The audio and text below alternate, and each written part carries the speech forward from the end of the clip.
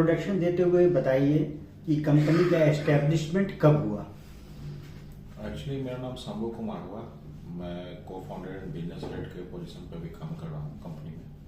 हमारा कंपनी का नाम लाइटमार्क्स प्राइवेट लिमिटेड हुआ और अब हम लोग बेसिकली 2022 में सितंबर मंथ में हमारा कंपनी का COI आया था और GST अक्टूबर में आ गया था। तब से हम लोग जो है सो रिन्यूएबल एनर्जी सेगमेंट में अभी हम लोग सोल्यूशन प्रोवाइड कर रहे हैं डिफरेंट सेगमेंट्स में। अभी apart from renewable energy segment हमारा 4 टाइप का और मतलब engineering service related solution provide करते हैं, जैसे कि हमारा टेलीकम्युनिकेशन से रिलेटेड प्रोजेक्ट्स हो गए, फिर civil and road construction department से रिलेटेड हो गए, उसके बाद अपना मैन पावर कंसल्टेंसी का भी सेगमेंट है और electrical transmission distribution. Total 5 type का बिजनेस सेगमेंट है हमारा कंपनी का। तो इसकी स्थापना के बाद अब तक कितने सारे प्रोजेक्ट आप लोगों ने हैंडल किया है या डन कर चुके हैं या कर रहे हैं?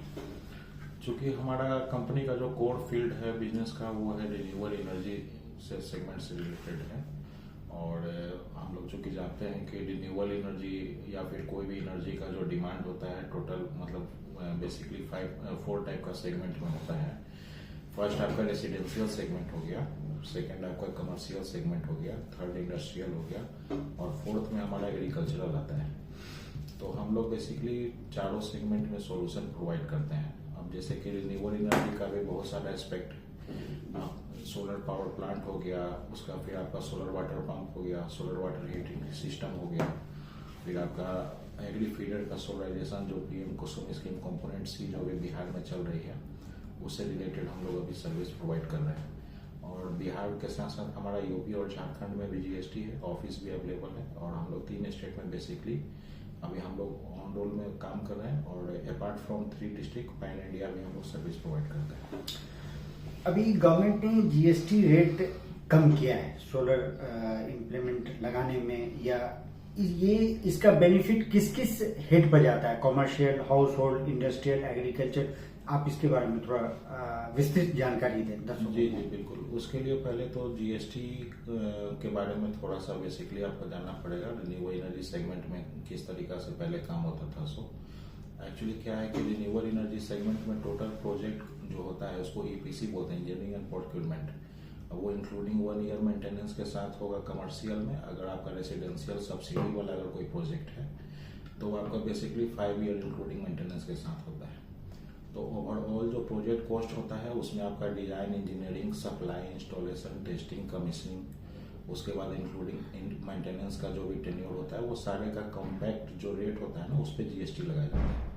अब उसमें बहुत सारे पार्टिकुलर्स मतलब यानी कि अवेलेबल होते हैं, जैसे कि मटेरियल बेस्ड हो गया या फिर आपका लेबर या इंस्टॉलेशन रिलेटेड हो गया सर्विस, तो उस पर डिफरेंट GST स्लैब लगता है। तो बेसिकली जो पहले जो GST लगता था वो 70% वैल्यू होता था सप्लाई का और 70% वैल्यू सप्लाई पे 12% का GST लगता था और 30% जिसमें आपका installation, commissioning, liaisoning including maintenance जो हो गया उसमें आपका 18% का GST लगता था। तो उस हिसाब से ओवरऑल GST 13.8% का लगता था। अब चूंकि न्यू जो GST स्लैब स्टार्ट हुआ है आफ्टर 22 सितंबर के आसपास है, ठीक है ना, तो उसमें क्या है कि आपका 12% जो सोलर पैनल के ऊपर GST लगता था उस पर अब 5% के आसपास लगेगा और बाकी जो मतलब 30% वाला जो स्लैब था उसमें आपका 18% एज इट इज ही है। तो ओवरऑल जो 13.8% जो GST लगता था सोलर प्रोजेक्ट में अभी के टाइम में 8.5% के आसपास लग रहा है।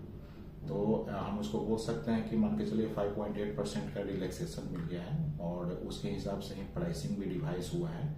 8.5% के हिसाब से मान के 5% का जो भी डिफरेंस हुआ तो 5% 5.5% के आसपास का मतलब रेट कम हुआ है पहले के मुकाबले ओवरऑल अगर देखा जाए तो। ये कम होने के बाद अभी एक इलेक्ट्रिसिटी बिल गवर्नमेंट ने, जैसे स्टेट गवर्नमेंट ने अनाउंस किया कि इलेक्ट्रिसिटी बिल में 125 यूनिट जो है फ्री, क्या इसका सोलर सेक्टर में इसका इफेक्ट पड़ रहा है या पड़ा है तो किस हद तक पड़ा है, इसके बारे में कुछ आप बेसिकली जैसे कि देखिए रिन्यूएबल एनर्जी सेगमेंट से अगर रिलेटेड अगर आप उसका एनर्जी सिस्टम को एडॉप्ट करते हैं ओवर कन्वेंशनल एनर्जी सिस्टम जो कि मीटरिंग सिस्टम होता है, ठीक है ना, तो पहले तो आपका मीटर जो होगा वो प्रीपेड होगा, लेकिन जब आप सोलर लगा लेते हैं ऑन ग्रिड हो गया या हाइब्रिड सिस्टम हो गया विथ नेट मीटरिंग फैसिलिटी, तो फिर वो आपका जो सिस्टम होता है वो पोस्ट पेड में कन्वर्ट हो जाता है। तो पहला तो बेसिक डिफरेंस ये होता है। दूसरा, जो आपका बिजली बिल से रिलेटेड मान के चलिए जो अमाउंट होता है, ठीक है ना, जैसे अब 125 यूनिट के आसपास जो गवर्नमेंट ने मतलब यानी कि फ्री किया है, तो वो बेसिकली बेनिफिट है मैक्सिमम उन लोगों के लिए जिनका 1 किलोवाट से लेकर 2 किलोवाट तक का ही सेंसर लोड होता है। तो वैसा लोगों का मतलब करोड़ों में तादाद है मान के चलिए अगर देखा जाए तो। ऐसे तो पूरा ओवरऑल अगर देखा जाए तो मतलब यानी कि बिहार का जनसंख्या के हिसाब से 15 करोड़ 14-15 करोड़ के आसपास बिहार में पॉपुलेशन अवेलेबल है। तो उस हिसाब से अगर 10% भी अगर पकड़ा जाए तो 1.5 करोड़ के आसपास आपका घर होगा, रेसिडेंशियल मतलब यानी कि ये होंगे, सबके घर वगैरह होंगे। तो उसमें से मतलब यानी कि मैक्सिमम जो लोगों का कनेक्शन होता है हाउस होल्ड्स का, वो या तो 1 किलोवाट का होता है, नहीं तो 2 किलोवाट का होता है। क्योंकि अगर किन्हीं का अगर 3 किलोवाट से अगर स्टार्टिंग है तो फाइनेंशियली उनको स्टेबल भी समझा जाता है, और उनके पास एसीज हो गया या फिर हेवी लोड्स अप्लायंसेज हो गया जो हाउस होल्ड्स में यूज होते हैं, तो बेसिकली उनको उतना कुछ फर्क नहीं पड़ता है। क्योंकि बेसिकली मान के चलिए उनका तो कंजप्शन शुरू से ही ज्यादा है।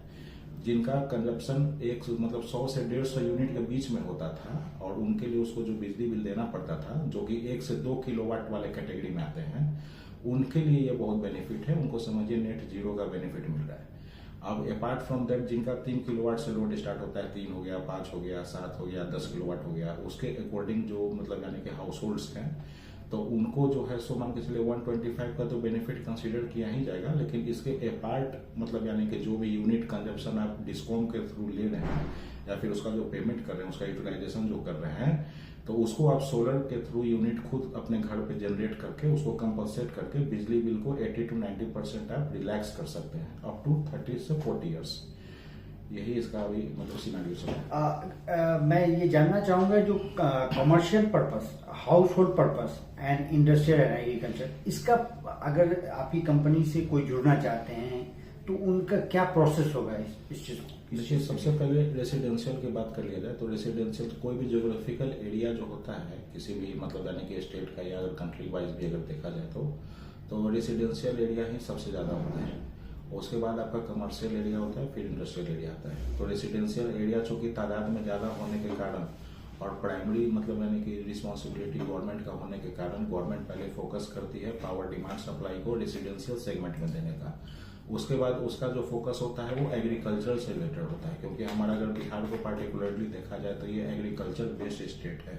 85% एरिया यहाँ रूरल बेस्ड है और यहाँ पे एग्रीकल्चर से ज़्यादा काम होता है। तो चूंकि अभी हम लोग रेसिडेंशियल पे आ रहे हैं तो रेसिडेंशियल के बेसिक पे अगर देखा जाए तो 70% ऑक्यूपेंसी के आसपास मान के चलिए अगर आपका रेसिडेंशियल है आउट ऑफ 100%, तो 20% कमर्शियल होगा, 10% इंडस्ट्रियल होगा। तो 70% ऑक्यूपेंसी में चूंकि पावर डिमांड सबसे ज्यादा जा रहा है उधर, तो इसीलिए सब्सिडी जो है गवर्नमेंट सिर्फ और सिर्फ रेसिडेंशियल सेगमेंट में ही देती है। और कमर्शियल और इंडस्ट्रियल में चूंकि आपको सब्सिडी तो अवेलेबल नहीं है, लेकिन आपको बेनिफिट 100% सोलर का मिलेगा।